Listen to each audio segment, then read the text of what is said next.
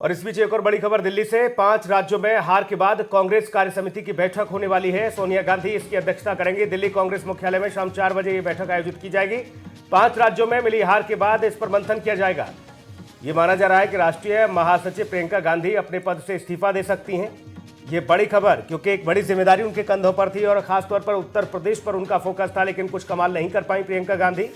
ये माना जा रहा है कि वह राष्ट्रीय महासचिव के पद से इस्तीफा भी दे सकती हैं। लेकिन क्या कुछ खास रहेगा इस बैठक में, ये बड़ा महत्वपूर्ण होगा। कांग्रेस लगातार एक के बाद एक राज्यों से सिमटती हुई जा रही है। उत्तर प्रदेश में लंबे अरसे से सत्ता का वनवास भोग रही है और ऐसे में सोनिया गांधी की अध्यक्षता में महत्वपूर्ण बैठक आयोजित होने वाली है। दिल्ली में शाम 4 बजे का समय निर्धारित किया गया है। आपको बता दें कि पंजाब में करारी हार और उत्तराखंड में करारी हार के बाद अब कांग्रेस के लिए आगे की रणनीति भी है, क्योंकि छत्तीसगढ़ और राजस्थान जैसे राज्यों में कांग्रेस की सरकार है और 2023 में वहां पर चुनाव होना है। इतना ही नहीं, साल के अंत में गुजरात में भी चुनाव होने जा रहा है और कांग्रेस वहां पर भारतीय जनता पार्टी को टक्कर देने के लिए तैयारी करती है। लेकिन जिन 4 राज्यों के नतीजे आए हैं, भारतीय जनता पार्टी ने जो ऐतिहासिक जीत दर्ज की है, उससे कांग्रेस की चिंताएं बढ़ गई हैं।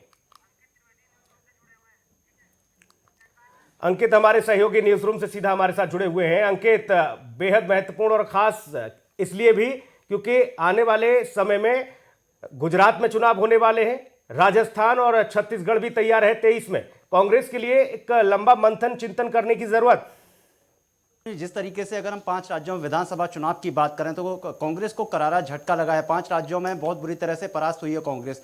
आज कांग्रेस पार्टी की जो मुखिया हैं सोनिया गांधी, उनके आवास 10 जनपद पर दिल्ली में एक बैठक का आयोजन किया गया, जिसमें कांग्रेस पार्टी के सभी वरिष्ठ नेताओं को बुलाया गया और सभी वरिष्ठ नेताओं के साथ संवाद किया गया। क्योंकि जिस तरीके से 5 राज्यों में विधानसभा चुनाव में कांग्रेस को झटका लगा है, हाल ही में अगर हम बात करें आगामी समय की तो गुजरात में चुनाव है, उसके बाद राजस्थान में चुनाव है, तो इसको लेकर एक रणनीति आगे की क्या क्या बनाई जाएगी और ऐसे कौन कौन से प्रभारी रहेंगे कि जो कांग्रेस को फतेह की ओर ले जाएंगे। लेकिन उससे पहले अगर हम बता दें, उत्तर प्रदेश की प्रभारी और कांग्रेस पार्टी की राष्ट्रीय महासचिव प्रियंका गांधी अपना इस्तीफा दे सकती है, हमारे सूत्रों के हवाले से जो खबर आ रही है। और अगर आगे की बात करें तो अब जो पार्लियामेंट का सेशन प्रारंभ होने जा रहा है 15-16 मार्च में, जो पार्लियामेंट का सेशन चलेगा, उसको लेकर विपक्ष लगातार पहले भी सरकार को घेरता रहा है और इस बार भी सरकार को घेरता रहा है। जो कांग्रेस पार्टी के वरिष्ठ नेता हैं मल्लिका अर्जुन खड़गे, उनकी तरफ से एक बयान दिया गया है कि इस बार पार्लियामेंट के सेशन में हम लोग बेरोजगारी, शिक्षा या फिर यूक्रेन में जो भारतीय छात्र फंसे हुए हैं या फिर उनके साथ साथ जो एमएसपी जो किसान लगातार मांग कर रहे हैं, केंद्र सरकार के जो भी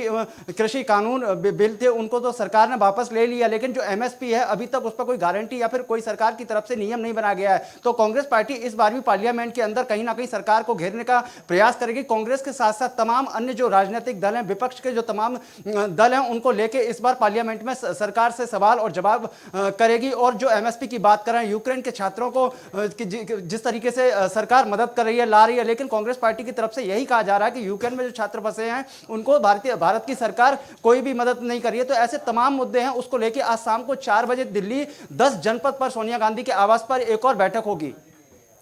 अंकित, एक सवाल है, क्या प्रियंका गांधी क्या अपने पद से इस्तीफा देंगी?